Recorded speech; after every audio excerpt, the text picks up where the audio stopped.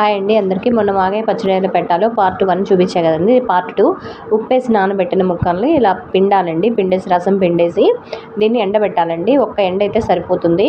మరి ఇప్పుడున్న ఎండలకైతే ఇంకా 2 ఎండలు అలా పెట్టామనుకోండి బాగా ఉరుగులాగా అయిపోయి పచ్చడి అంత బాగుండదు. రసం అంతా పీల్చేసి గట్టిగా అయిపోతుంది. పచ్చడి అంత టేస్ట్ ఉండదు. ఒక ఎండ ఎండితే సరిపోతుంది.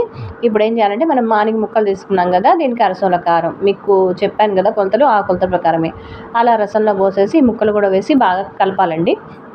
తర్వాత కొంచెం మెంతిపిండి వేయాలి.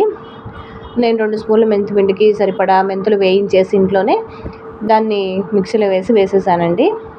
దీనిలో కావాల్సిన వాళ్ళు కొంతమంది ఆవపిండి కూడా 1 స్పూను 2 స్పూన్లు యాడ్ చేసుకుంటారు. మీ ఇష్టం అండి. చిన్నులపాయ యాడ్ చేసుకోవచ్చు. నేనేం వేయట్లేదు, ఓన్లీ ఇంతేనండి. మేము ఇంతే చేస్తాము. దీనిలో కొంచెం తాలింపు పెట్టుకుంటాము. ఇది తక్కువ పచ్చడి కాబట్టి ఒకేసారి తాలింపు పెడుతున్నాను. ఎక్కువ పచ్చడి చేసినప్పుడు నేను ఎప్పుడు కావాలంటే అప్పుడు తీసుకొని